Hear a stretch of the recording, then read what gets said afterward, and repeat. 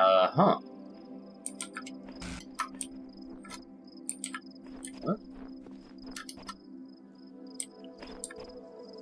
Hey everyone, this is episode 7 of Talos Principle, and while I was starting some star hunting, I just ran into a new thing?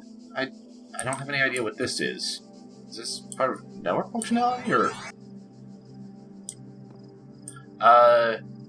Okay, so that was a thing. This is World 2, still in Temple A.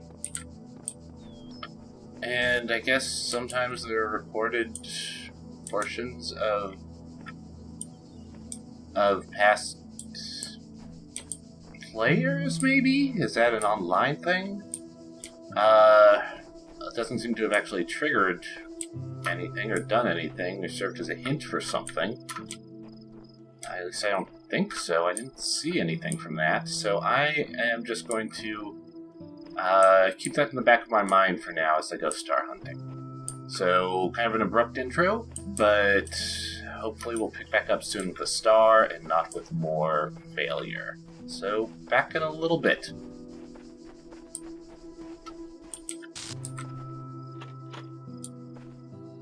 Or maybe not, because I just found a locked door that in the hub that seems a little bit promising for something.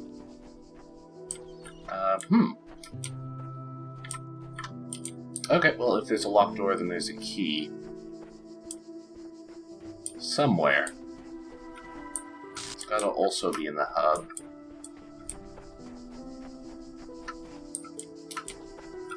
So... well, I assume it has to also be in the hub.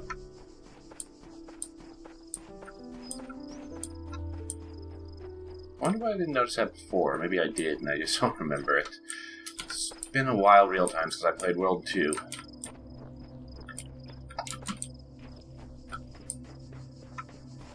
Let's see if we can find a key for that. And now we really will have a jump, unless I also stumble on that in the next couple minutes.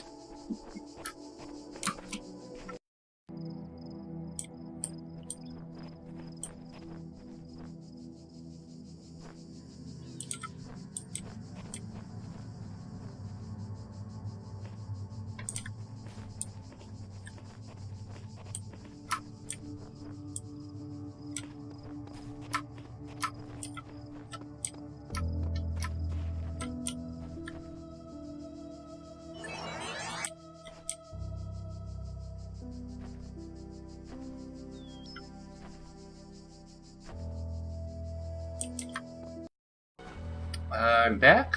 Didn't find a key, but I did find an active terminal over here. Also ran into another recording while I was running around. I'll probably throw that video in without commentary in between these two, so you probably would have already seen that. Let's see what we've got here.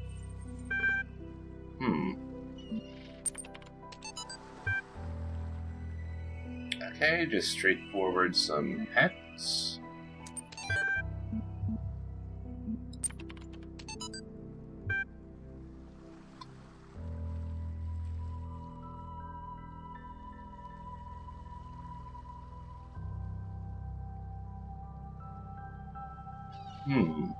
So this is again getting back to the whole question of consciousness, about the nature of human consciousness versus machine, and of course more hex.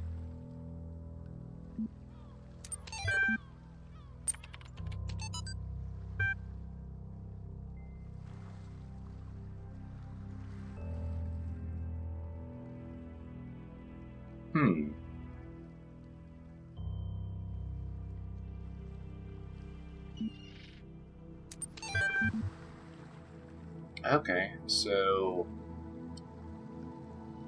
something post whatever happened at 0000.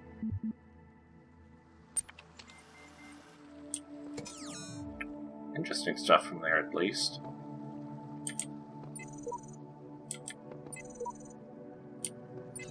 Well, that's odd. Huh.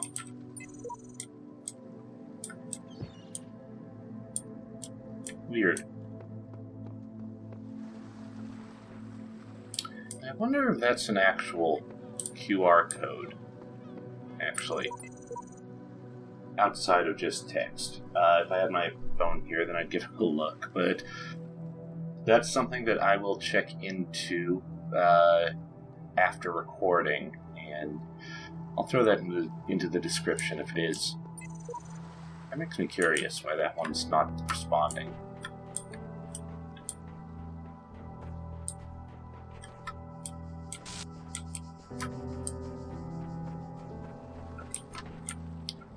But yeah, this is definitely a game that rewards exploration more than I realized from recording those first couple episodes.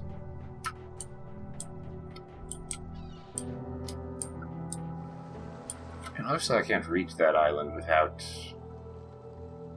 blowing up or whatever, but there's obviously some kind of structure on it. I wonder if that's one of the other worlds. Or if it's just there purely for decoration. I don't recognize that offhand, but I could easily see that being the case.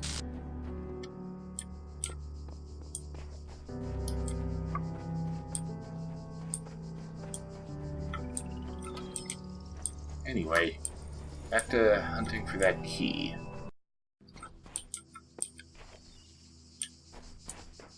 Found a couple more QR codes, so probably might need to take a look at those and see if these ones actually work.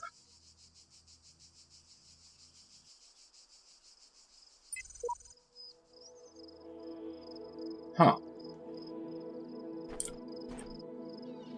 So that's not talking about L. That's something I guess we haven't encountered yet. Some other force interfering with things, which might explain the glitches that I've been seeing now and then.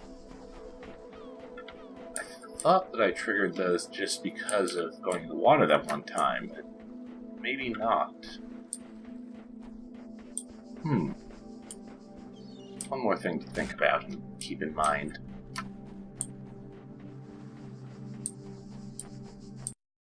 I've got another QR code here from Sheep, our investigative friend.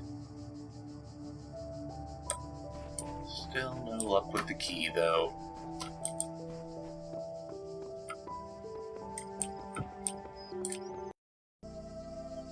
Alright, well, I haven't found the key yet, but I did find a new bucket of paint. Not sure where the wall to apply this is. It's gotta be near the paint, right? Maybe up here next to this one? No.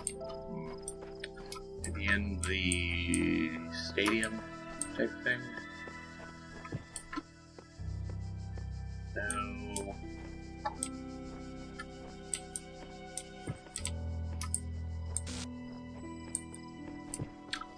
Maybe back up on the platform with the teleporter.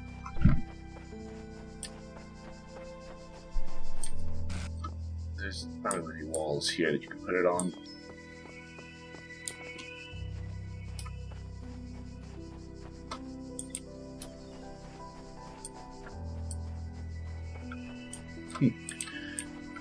Where would this go?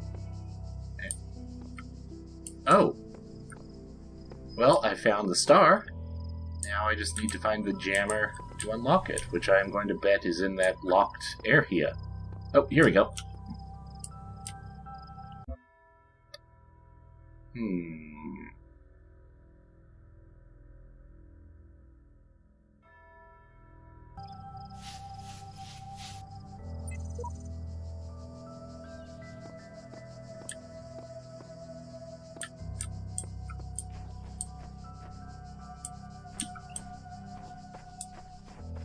Well, that's one thing found.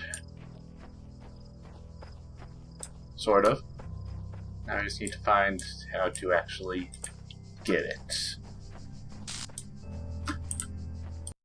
Okay, well, overall it's been about a half hour now. I'm at something of a loss, but I know where the key is. I've got a pretty good idea how I would get in to get it. So, let's make a note of this for now. It's another thing to follow up on later, like the ladder in World 1. And let's see about continuing on, now that we have wrapped up all of these sigils of Temple A.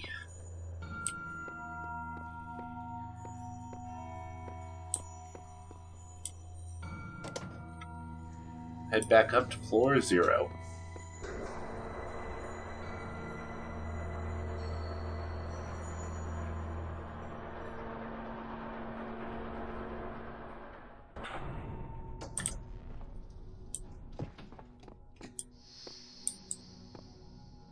Forgot how weirdly industrial this upper area was.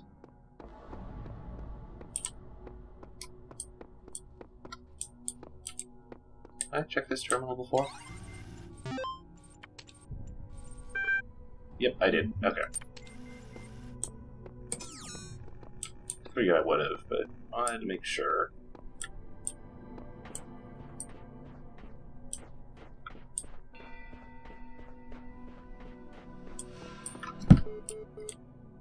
Oh, I can hear one in here.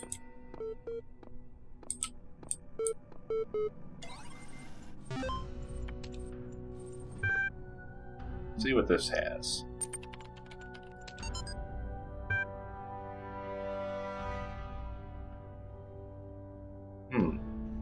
Never heard of this.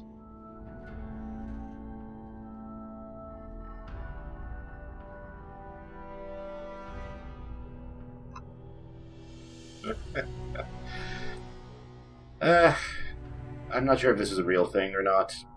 I'll have to do some research to find out, because I've noticed that sometimes Talos Principle will bring in invented historical items, like the Talos Principle itself. But, I don't know, everything is... My philosophy is that everything is during preservation, because we don't actually know what will be of historical interest in the future. So, this kind of thing is still important, despite the dismissiveness of that.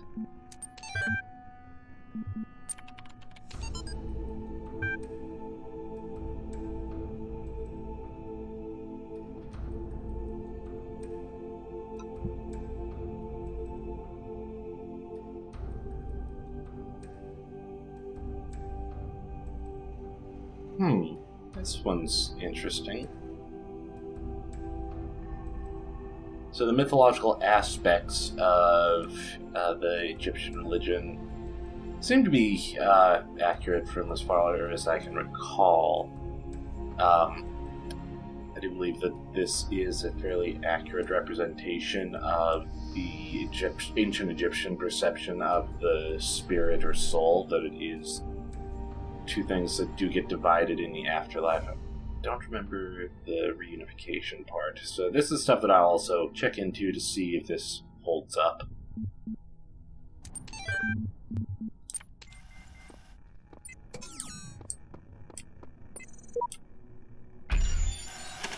Alright.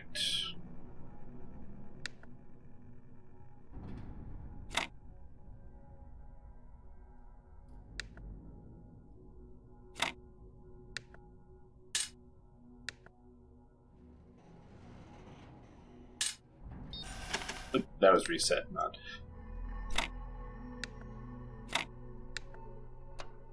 There you go, that's how you rotate.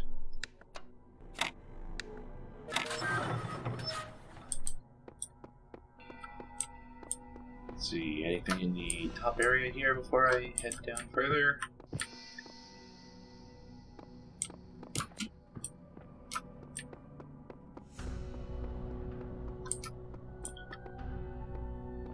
Doesn't seem like it. Okay.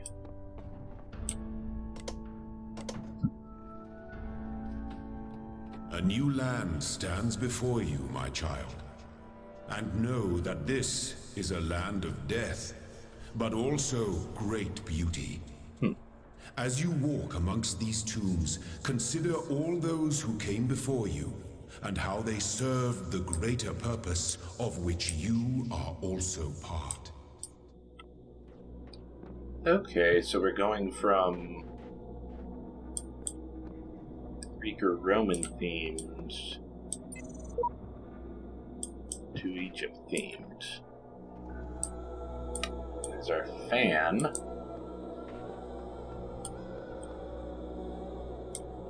Here we've got a device we don't even have any sigils for yet. Oh, it showed up there in the top. Didn't notice that. Not sure what that is, though. Well, let's start on this from the top. Got 5 sigils and a star.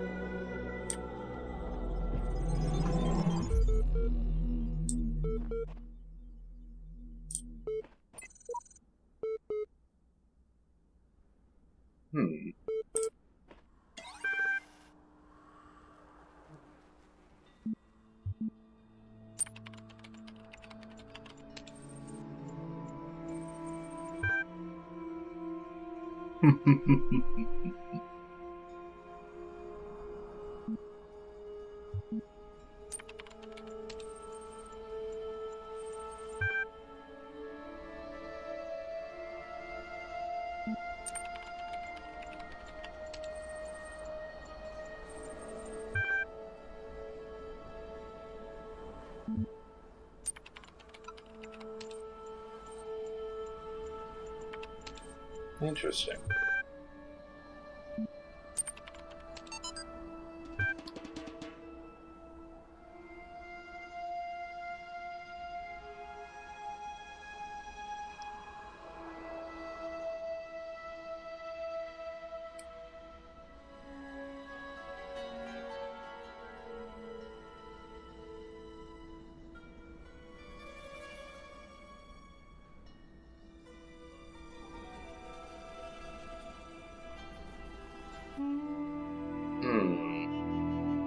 Okay, so, this seems to be a translation of the book that was mentioned earlier. I do recognize this as described in the footnote here as a traditional description in ancient Egypt of the afterlife.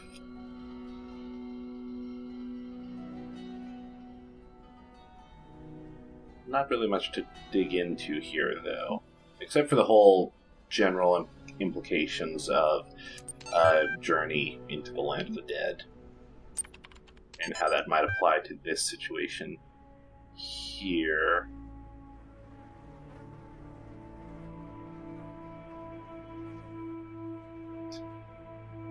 Okay, I think this is this is tying into the other comments.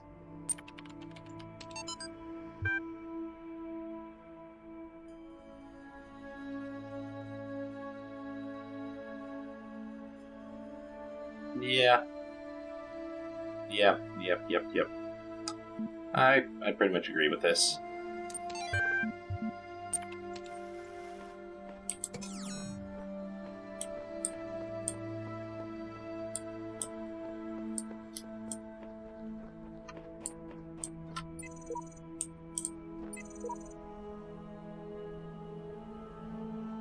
Huh.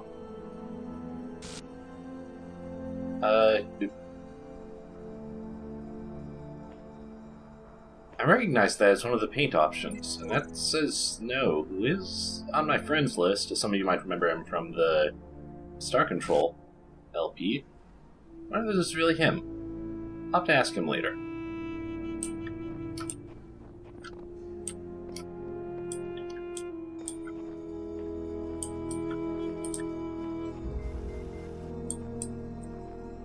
Window through a door. So is this going to be another people style one? Oh, there's the sigil right there up that ladder.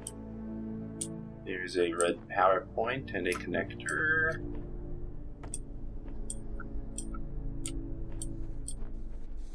Can't read that one from here. I'll have to go around. There's a buzzer.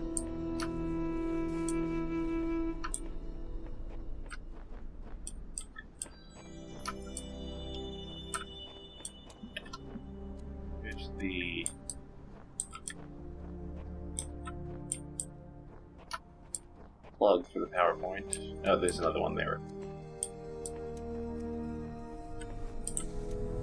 There's another connector. Okay, so it's going to be a connector maze type deal.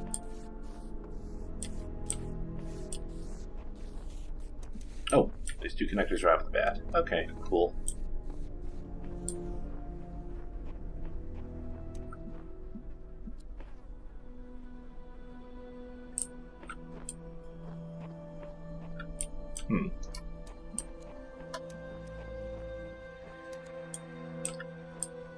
Another plug there. That's going to be the final one to get to the sigil. Actually, I think that might have been the one I ran around to see.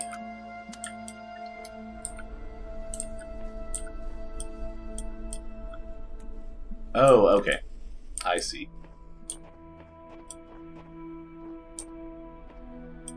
So, let's take this as far in as we can, just to give the most options.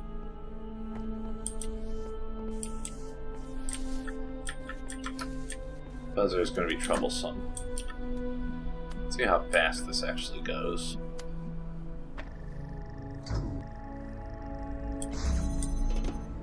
Okay, it goes fast enough that I can actually get in there before the buzzer cuts it off.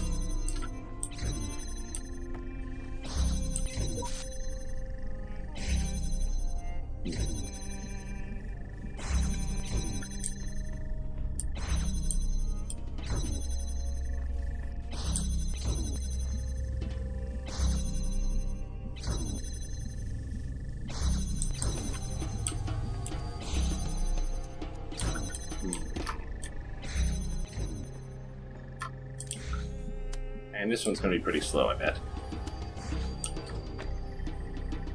Yep. So that one you're not going to be able to use through this means. It means you're going to need to take it through here. Okay, I think I've got an idea of what... Maybe got an idea. You know, I wonder if you can use the connector like a cube to stop this. Yes, you can. Okay, that's good to know.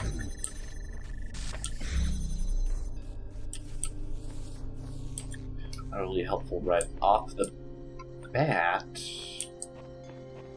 Let's see. Yes, if I put this here, then I'll be inside of both of those.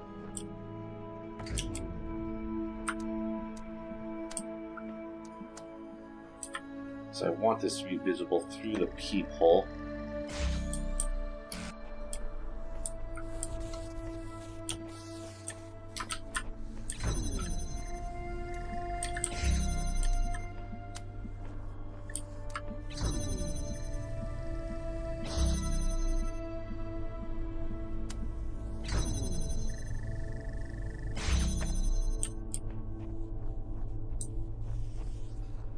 Matter if that gets cut off. This is self powering, although no, that's not how I want to do this. I want to do this outside.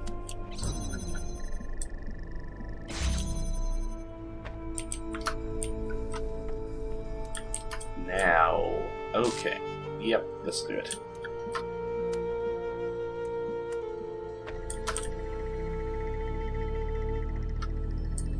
Window through a door, indeed.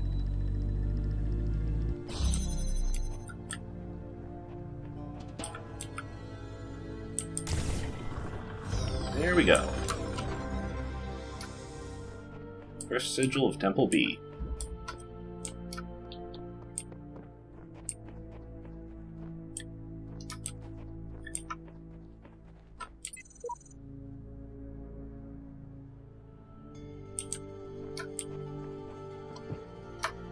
I should check to see who else on my friends list has played this, so that I know what names to watch out for. So you've got a red PowerPoint, blue plug, red plug, and hopefully a blue PowerPoint somewhere around here, unless that leads to a star and I'll have more nonsense to do with that kind of thing. Oh, yep, I saw it right there. Okay.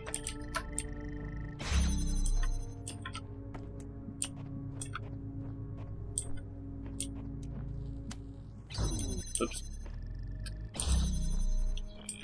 be at least this far back to see both of them, but that means I would have to have it crossed like that.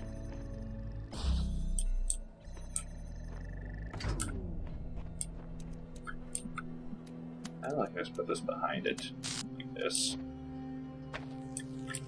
Oh, not quite. Oh.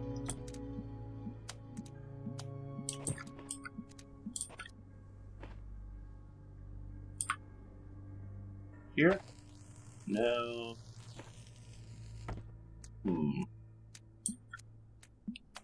So yeah, let's do it this way. Let's set this and leave it. Oh, never mind. There we go.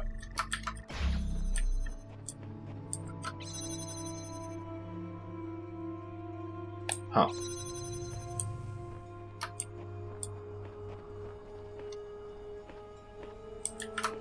I missed something?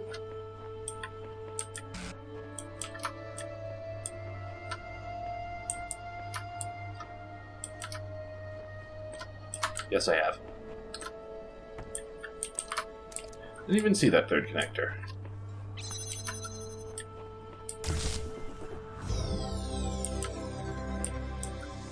Feels a little weird about the fact that it's a connector that you use to weigh that down.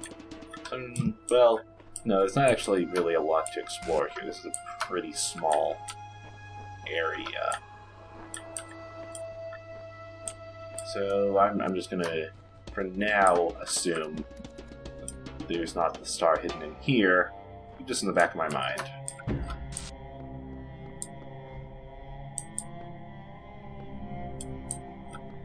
Oh, I missed one back here.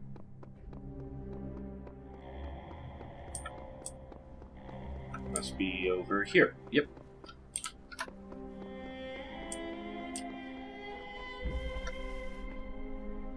Something about a star. That's... okay.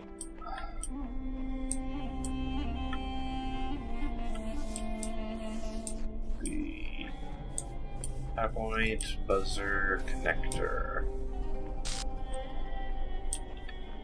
And another buzzer there. How fast is this one? Pretty slow. Oh, that's a sigil right there. That would explain it. Where is the red power point?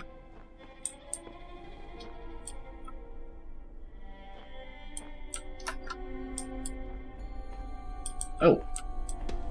That is just a straightforward porous star there. Okay.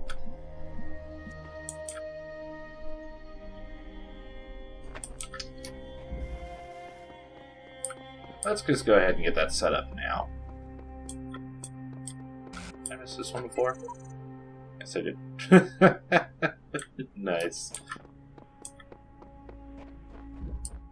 Okay, so yeah, let's just rearrange this one so that you've got access to the red power there.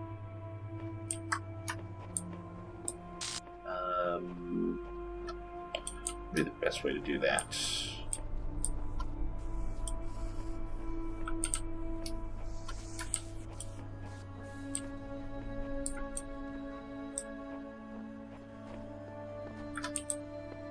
Yeah, I can just do it there.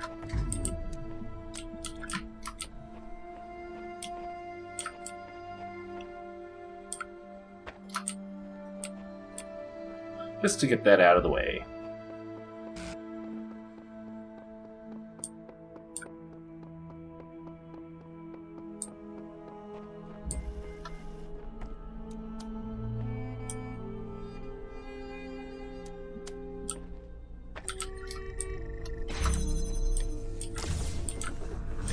There's a star for the world.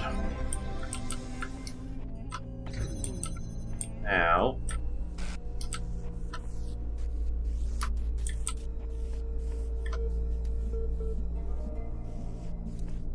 oh, you're a terminal. Huh. That one's not going to fit either.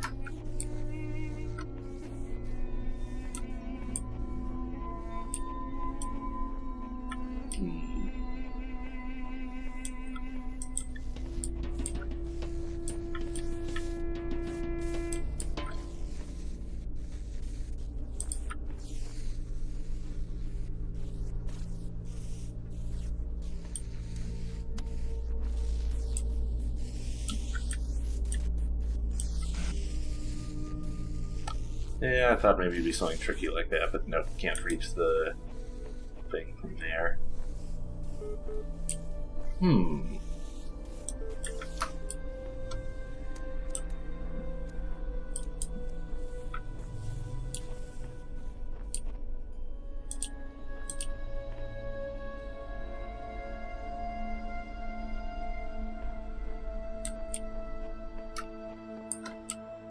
This is a tricky one.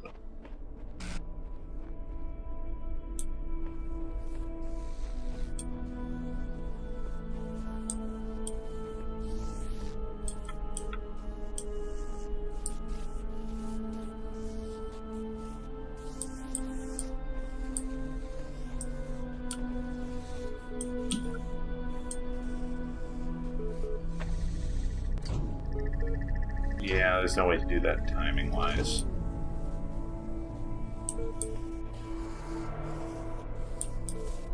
Is there a way to get up on this middle pedestal? Oh, right, this is where the star was.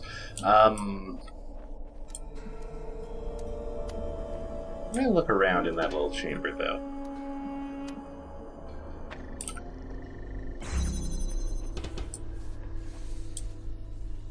No, this is purely for the star. Nothing special there. That room didn't have any blue power, so we can't do a trick like that. Although even if we could, that buzzer would still get in the way.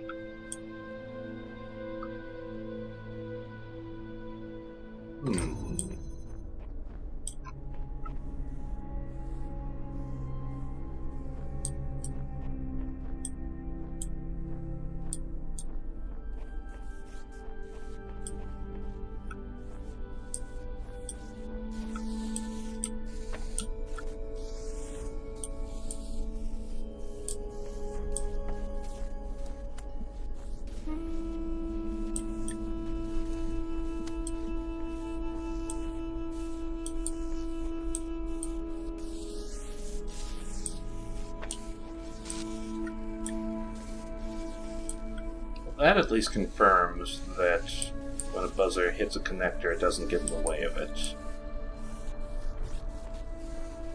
But yeah. It's deep enough in that there's no angle you can get it after that.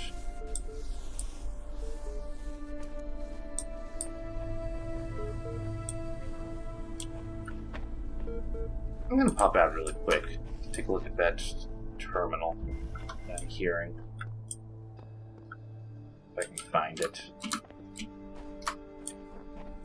Yep, right here.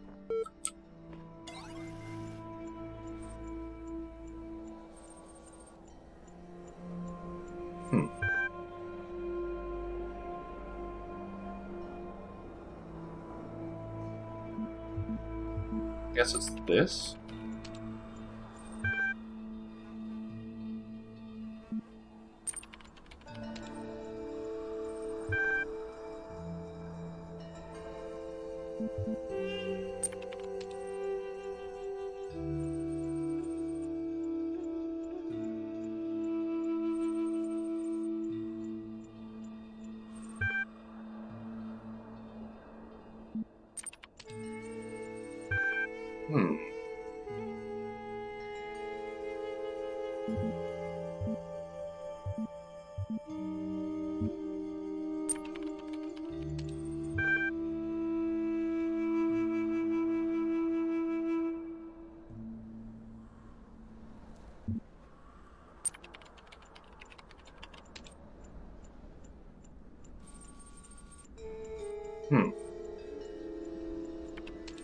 Oh, that's something.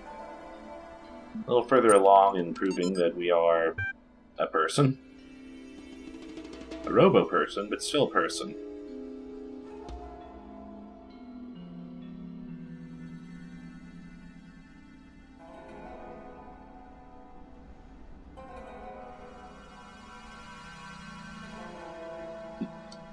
Yeah. It is pretty intriguing. It's a small set of facets of a complex situation. Gives you incredible complexity over the billions of years. that have passed since the first emergence of a single-celled being.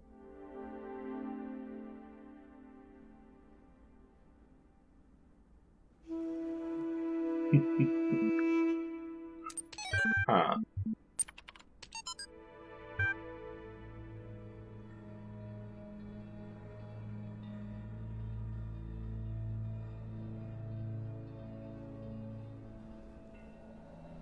Yep.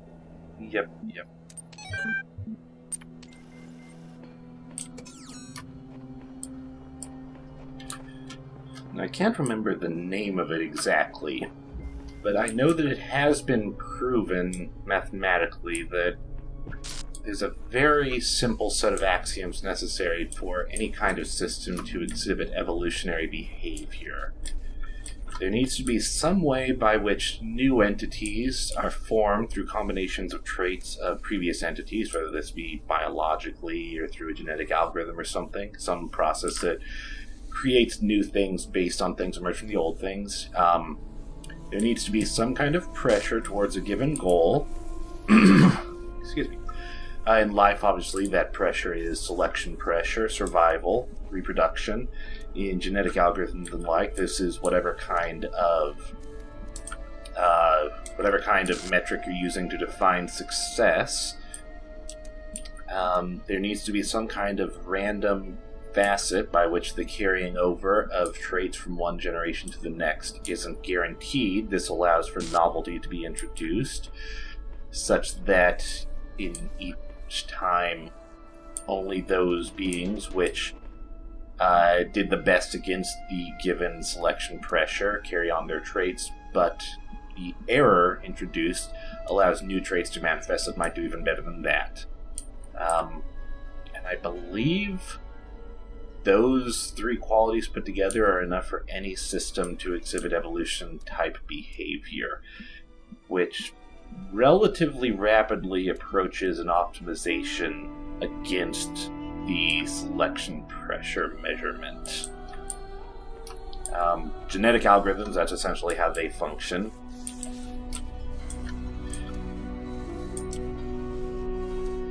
And you can get some pretty weird and interesting results from genetic algorithms.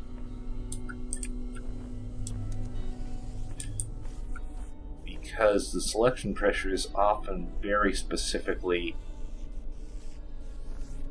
defined in such a way that the optimum solution isn't always obvious. One of the classic examples in my mind, well, there's a couple, but a test with 3D models to try and determine what kind of structure would provide the optimum jump height.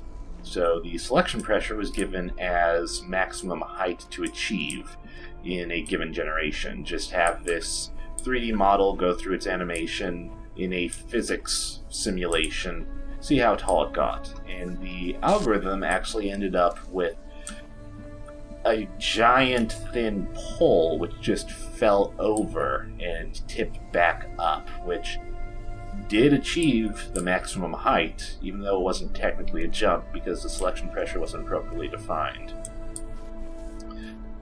Another one that comes to mind, and right, I'm honestly just kind of rambling as I try and figure out how to arrange this thing, but the other one that comes to mind that I love was electrical engineering. It was a simulation of some sort, some kind of circuit building thing in just a basic breadboard. The goal was to be able to distinguish between the word yes and the word no, and that was the entire selection pressure. The better it was able to do that, the higher scored given circuit design was. The simulation went through various circuit designs, different components placed in different places, just completely random. Well, not completely random, starting out from a random location, going through evolutionary behavior by taking elements of multiple circuit designs, carrying them through. Anyway, the end result that it came up with was a little bit strange to the engineers who were looking at after. It had individual components that weren't actually hooked up to anything.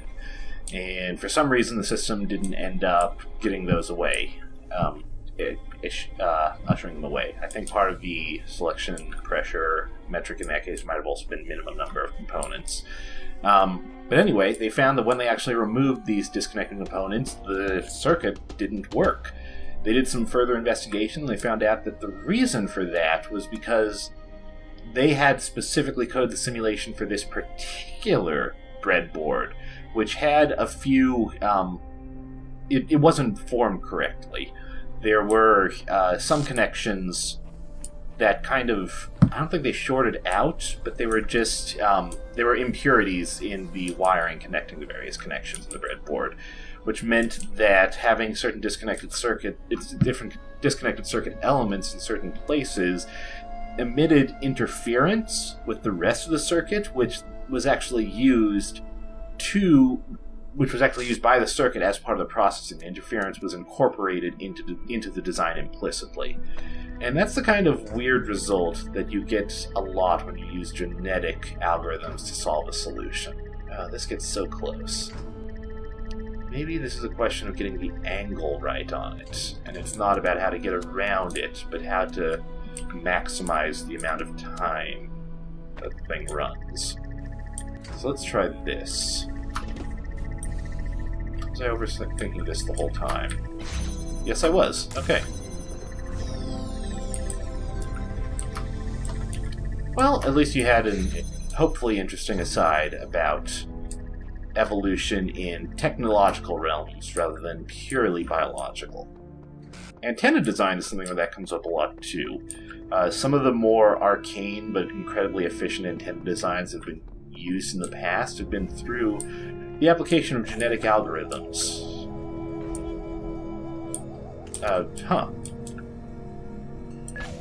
That's interesting.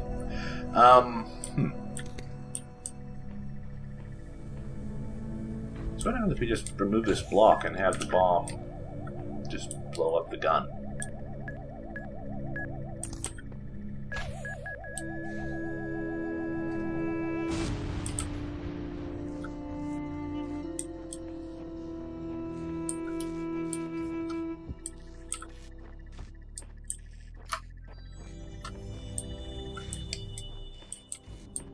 I can still hear that going off there. Anyway. There's a jammer in there. Did I do something wrong? Oh, I might have. First time doing an outright reset like that.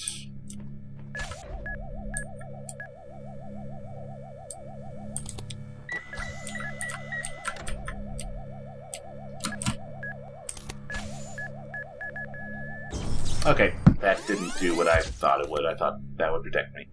Okay. There's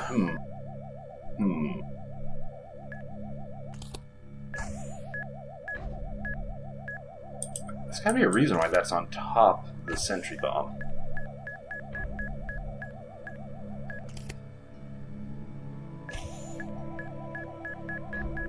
I'm gonna try just doing the same thing straight ahead.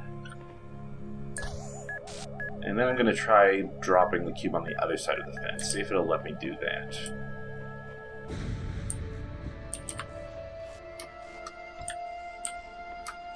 Oh, yeah, this is obvious. Okay. Okay, so I guess it just had it on top of the sentry bomb for fun. Or to let people know that that was something that could be done. Oh, I'm ready for the fan. Good. Now the last puzzle in this world.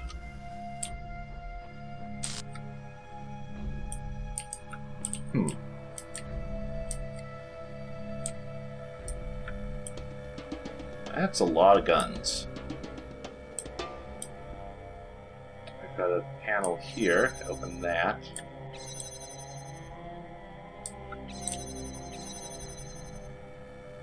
Okay.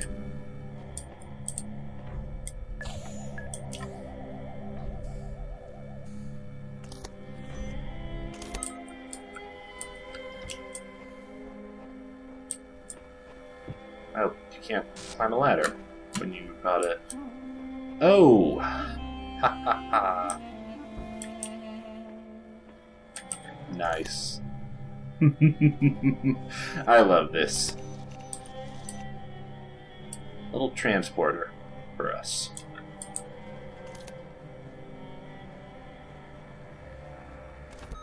Should be far enough. That's cute. Also, let's take a look at this.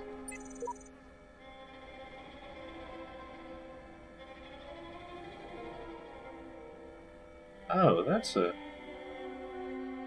shame.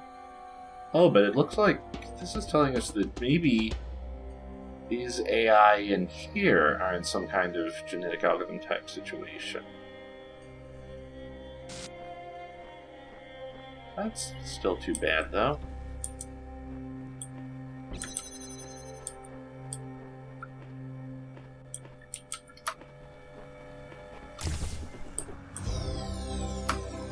Okay, that's all of them here. Ah! Cease! That... In the time of your ancestors, there were those who did not choose the path of faith. You do not need to fear their ghosts. Fear only that you may become like them. That was a little unnerving. Okay, that's interesting. Curious about the implications there. Okay, let's go ahead, unlock the fan, and then wrap up for this episode.